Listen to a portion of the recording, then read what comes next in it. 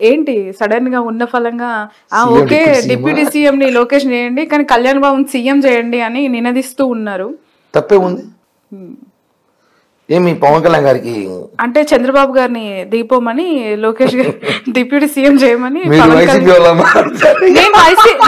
Sir ఇక్కడ మీకు ఎలా వైసీపీ అని మీరు అన్న మాటలే మీకు చెప్తున్నాను. జోక్ చేశా మేడం, ఎందుకంటే వైసీపీ అని ఎలా అంటారు చెప్పండి. ఏ మాట్లాడే మాటలు ఎలా ఇప్పుడు? ఎందుకంటే నిన్న సాక్షులు అడిగారు నన్ను, తక్కువ పెట్టి అడిగారు. అంటే చంద్రబాబు దిగిపోవాలా లేదా పైకి వెళ్ళిపోవాలా? మరి అంతే కదా. ఇప్పుడు చంద్రబాబు నాయుడు గారు మొన్న క్యాంపెయిన్ అంతా చేసింది ఇవే నాకు చివరి ఎన్నికలు, నేను తర్వాత పోటీ చెయ్యనని బహిరంగంగా ఎన్నో స్టేట్మెంట్స్ ఇచ్చారు.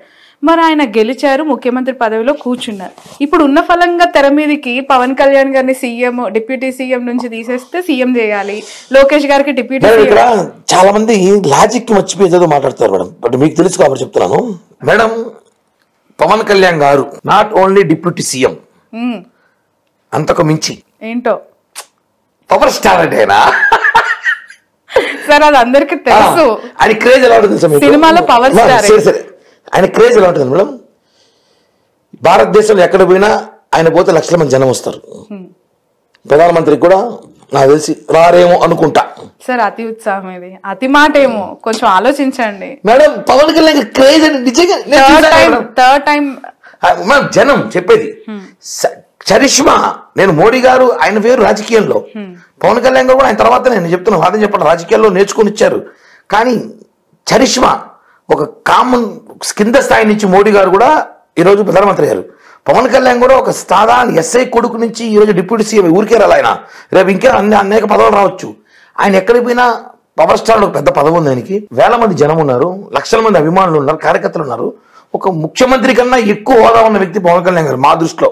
ఎవడేమని అనుకో నాకొద్దు, ఒక ముఖ్యమంత్రి కన్నా ఎక్కువ పవర్, ఎక్కువ చరిష్మా ఎక్కువ వ్యక్తి పవన్ కళ్యాణ్ గారు మా దృష్టిలో.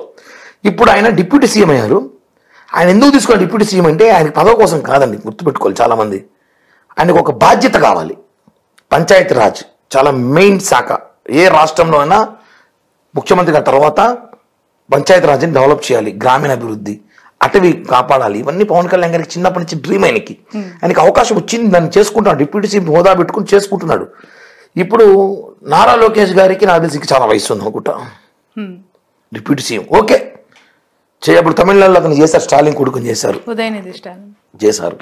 ఇక్కడ లోకేష్ గారిని డిప్యూటీ సీఎం మేమైతే అడ్డుకోవట్లే, అది వాళ్ళ పార్టీ విషయాలు, మేము వద్దని చెప్పట్లే.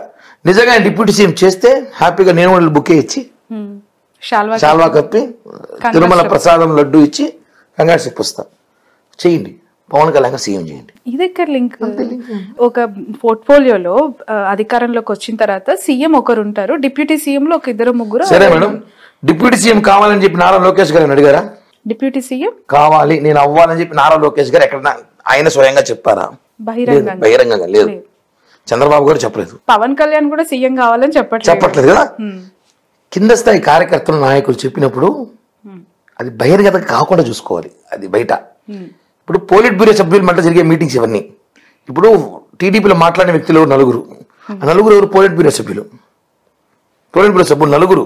ఆ నలుగురు మాట్లాడినప్పుడు వాళ్ళు చెప్పాలి, కూటమిలో ఉన్నాం మనం, వైసీపీకి అవకాశం ఇస్తున్నాం మనం. వైసీపీ వాళ్ళు ముందే ఇంత మైకులు జేబులో పెట్టుకుని తిరుగుతూ ఉంటారు, సంకల్లో పెట్టుకొని. ఎక్కడ కూటమి అంటే టప్పలెత్తుకొని మాట్లాడే వ్యక్తులు ఒక 5-6 మంది ఉన్నారు. Gang, Paytm gang. ఆ పేటీఎం గ్యాంగ్ అవకాశం మనం ఇవ్వకూడదు అని చెప్పి ప్రయత్నంలో భాగంగా చాలా ఓపికగా 2-3 రోజులు చూస్తున్నాం, సంక్రాంతి చూస్తున్నాం. ఈ ట్రోలింగ్ అంతా కూడా సోషల్ మీడియా వార్ జరుగుతుంది.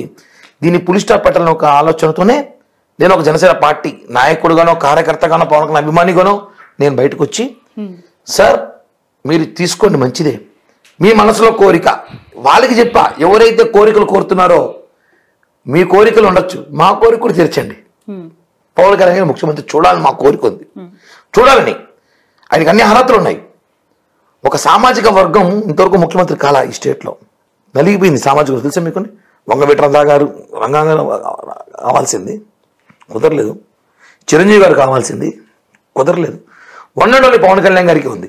బడుగు బలహీన వర్గాల ఉంది అని ప్రభుత్వము అధికారంలోకి వచ్చిన 100 రోజులు దాటి కొనసాగుతున్నప్పుడు ఇప్పుడు ఎందుకు సడన్ గా గుర్తొచ్చి? ఎప్పటి నుంచి ఉంది మేడం, అప్పుడు ఎందుకు గొంతెత్త చెప్తున్నాను మేడం. అది కూడా రీజన్ చెప్తున్నా. బడుగు బలహీన వర్గాలకు సంబంధించి ఒక సామాజిక సంబంధించి పవన్ కళ్యాణ్ గారిని ముఖ్యమంత్రిగా చూడాలని చెప్పి ఈ రాష్ట్రంలో కాదు పక్క రాష్ట్రం ఈ రాష్ట్ర తెలంగాణలో అడుగుతున్నారు ఆయన అలాంటి వ్యక్తి చూడాలని. కాబట్టి ఆయన హోదాలో చూడాలని. కానీ మొన్న ఎన్నికల పరిస్థితి ఏమంటే ఆయన ముఖ్యమంత్రి అవ్వడం కన్నా జగన్మోహన్ రెడ్డి దించడం మాకు ఇంపార్టెంట్ అయింది. మనం బలం కన్నా ఎదుటోని దించే బలం ఎక్కువ ఉన్నాడు, మనం దించాలని ఆలోచన పవన్ కళ్యాణ్ పనిచేశారండి. నేను తగ్గుతా, కాంప్రమైజ్ అవుతా, నాకు ముఖ్యమంత్రి ఆలోచన పక్కన పెట్టా. ఫస్ట్ మీరు చేయాల్సింది ఏంది, జగన్మోహన్ రెడ్డి దించాలి, మన అన్ని సీట్లు గెలవాలి, కూటమి కట్టాలి. ఢిల్లీ గల్లీ తిరిగాడు. చంద్రబాబు గారు వచ్చారు, తిరిగారు, రాబింగ్ చేశారు, మంతనాలు చేశారు, మొత్తం కలిపి ఒక కూటమి చేసి 164 సీట్లు కొట్టిపడేశాం. కానీ దీంట్లో ఒక ట్విస్ట్ ఉంది. ఇప్పుడు ఏది కూడా సరే మనము ఒక చిన్న 1000 రూపాయల ప్రాజెక్ట్ చేస్తున్నాం అనుకోండి, ముగ్గురు కలిపి మనకు ఒప్పందం ఉంటుందా? ఒక ఒప్పందం అయితే ఉంటుంది. ఒక ప్రాజెక్ట్ చేసేటప్పుడు ఒప్పందం ఉంటుంది, కూటమి అయ్యేటప్పుడు ఒప్పందం ఉంటుంది, కమిట్మెంట్ ఉంటుంది. ఈ కమిట్మెంట్ ప్రకారమే మనం ఎన్నికలకు పోతాం, ఎన్నికల తర్వాత ఇలా ఉంటుంది చెప్పు. ఆ కమిట్మెంట్తో నడుచుకోమని మేము చెప్తున్నాం. ఆ కమిట్మెంట్ నాకు తెలియదు, చంద్రబాబు గారికి పవన్ కళ్యాణ్ గారికి తెలుసు. అది ఎప్పుడు నా దగ్గరికి వస్తే మాత్రం చెప్తా, 100% చెప్తా ప్రెస్ మీట్ పెట్టి. ఆ కమిట్మెంట్ ఏదో ఉంది కాబట్టి ఈరోజు 21 సీట్లు తీసుకున్నాం మేము. తీసుకుని 24, 3 ఇచ్చేసాం, 3 ఎంపీ 1 ఇచ్చేసాం. స్వయాన నాగబాబు గారు సొంత అన్నయ్య సీటు త్యాగం చేస్తాం మేము బీజేపీకి, అనకాపల్లి.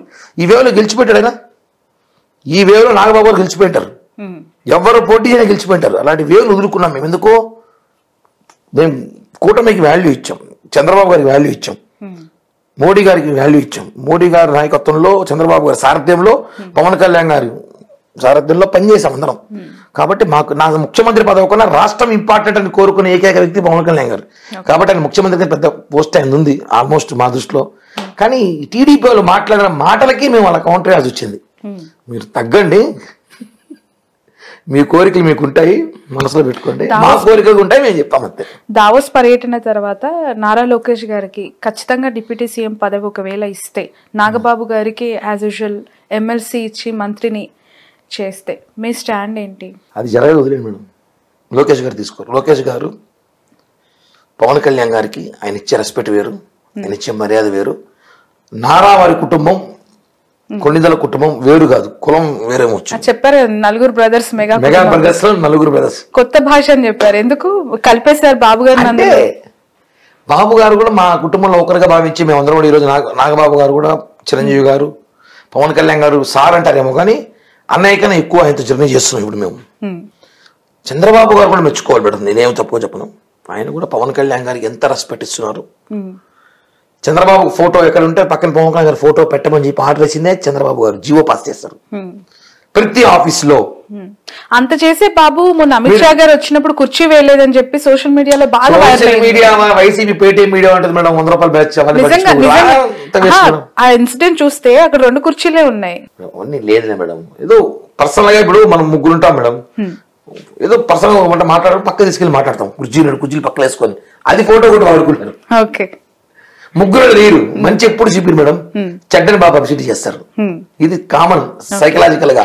బట్ ఇంటర్నల్ గా కూటమిలో వ్యక్తుల మధ్య, అంటే మంత్రుల మధ్య సమన్వయము, పార్టీల మధ్య సమన్వయము ఎలా ఉంది కిరణ్ గారు? ఎందుకనంటే నిజంగానే ఎలక్షన్స్ కి ముందు కొంత అంగీకారం చేసుకొని ఫామ్ అయ్యి గవర్నెన్స్ లోకి రావటం ఒకటి, ఆఫ్టర్ గవర్నెన్స్ ఫార్మింగ్ తర్వాత మీ స్టెప్స్ మీరు వేస్తూ ఉన్నప్పుడు, ముందుకు వెళ్తూ ఉన్నప్పుడు ఎట్లాంటి ఇబ్బందులు వస్తున్నాయి? ఒక కుటుంబంలో 4 అన్నదమ్ములు ఉంటేనే ఇబ్బందులు ఉంటాయి కొన్నిసార్లు.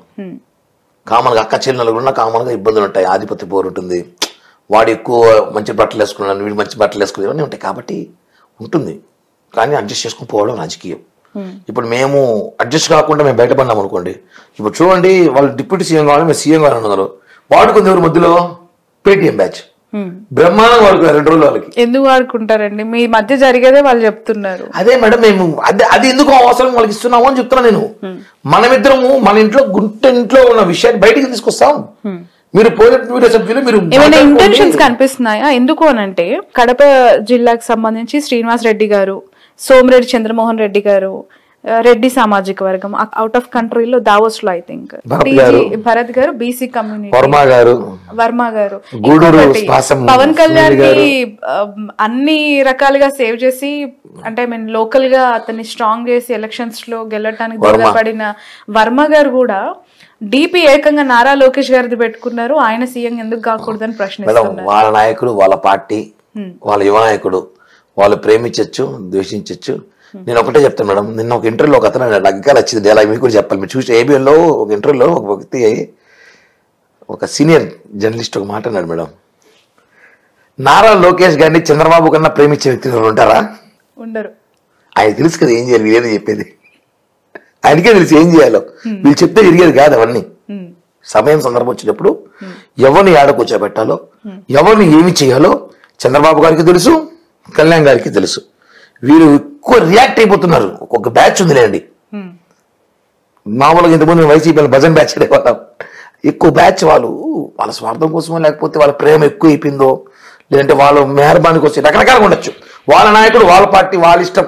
మీరు ఇంక వాళ్ళని అడగాలి, వర్మ గారినో శ్రీధర్రెడ్డి గారినో. నన్ను అడిగితే మాత్రం మా నాయకుడు కించపరుస్తూ మా నాయకుడి గురించి మాట్లాడితే మాత్రం ఎవరిని ఒప్పుకోం. ఫైనలీ ఒక విషయం అంటే, టీడీపీ వాళ్ళు మేము కలిసి బాగానే ఉన్నాం. ఈ సీఎం, డిప్యూటీ సీఎం పంచాయతీలు ఎంత త్వరగా పుడి స్టాప్ పడిపోతే అంత మంచిది అని కోరుకునే సమయంలో నేను హైకమాండ్ స్టేట్మెంట్ ఇచ్చింది. టీడీపీ స్టేట్మెంట్ ఇచ్చారు, ఇంకెవరు కూడా మాట్లాడకండి, ఇంతటితో పుడి స్టాప్ పెట్టనన్నారు. మళ్ళీ రాత్రి భరత్ ఒకడు ఆడాడు, మళ్ళీ సీఎం అని స్టేట్మెంట్ మాట్లాడడం, సీఎం గారు మళ్ళీ సీరియస్ అవ్వడము. అంటే ఏమైందండి మేడం, చెప్పాం కదా, ఎవరు పర్ఫార్మెన్స్ కూడా వెళ్ళిపోతున్నారు, ఇన్వాల్వ్ అయిపోతున్నారు. అలా ఉండకూడదు. కానీ ఒకటి చెప్తాను మేడం, పవన్ కళ్యాణ్ గారు అంత దగ్గరగా చూసే వ్యక్తులు నేను ఒకడు కాబట్టి 10 ఏళ్ళు ఈ కూటమి డిస్టర్బ్ చేయడం వల్ల అది కాదనుకుంటున్నా. 10 years అయితే ఈ కూటమిని డిస్టర్బెన్స్ చేయడం ఎవరోలా కాదనుకుంటున్నా. నేను మహామా శక్తులు వచ్చినా కాదు అని అనుకుంటున్నాం. ఇది మాత్రం మాకు కూడా సమాచారం మేడం.